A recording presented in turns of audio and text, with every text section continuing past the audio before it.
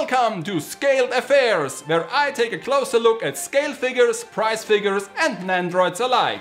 Today's figure is FREEings release of Kurose Riku from the popular Boys Love series 10 Count. He was released in July of 2019 as part of the B-Style collection, and by the time recording this, he's one of the few, if not the only decent 10 count scale figure you can get. The figure comes in a typical window box that is roughly 28 cm tall and 14 cm wide. The length is also 14 cm and has a gross weight of approximately 280 grams. In his plastic blister, Kurose doesn't come with any extra parts but is detached from his base, and I had a very hard time fitting the pegs of the base into his shoes. They have a very tight fit, and unfortunately mine still shows some narrow gaps between the base and his 2 feet. Once unboxed and mounted, you will notice that even for a 1:8 scale, Kurose is a fairly big figure. From top to bottom he measures 28 cm, that would translate into a whopping 2 meters and 24 centimeters in real life. On the left side, as you can see, I summarized some of the figure's key details.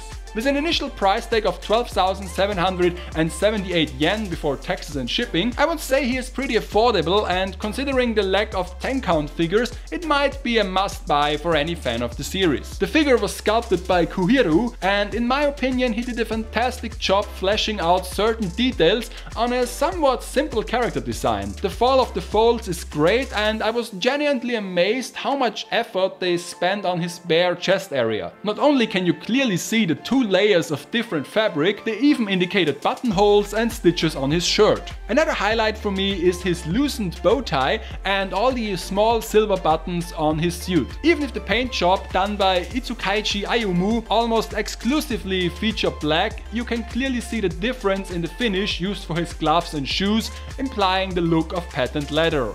Of course, big monochrome surfaces are prone to have scratches or stains, but luckily, except for a small white dot on his rabbit tail, mine didn't have such issues. There once was a black stain on his forearm, but I was able to remove it by using some soft white eraser. Kurose's face is also on point, and despite the small area, they managed to give him a strong expression and a somewhat cunning look. His bunny ears though are directly attached to his hairstyle and can't be removed. The base is your standard plastic disc with a glossy black finish without any logos or lettering. Honestly, the base might be the most disappointing part of this figure release. Not only had I a very hard time fitting in the pegs, it's also somewhat disappointing that they didn't design a stackable base so that you can display Shirotani and Kurose together on one plate. Also, for an upright standing figure, the base in my opinion is still way too massive. They could have reduced the diameter by at least 1 centimeter and the figure still won't topple over.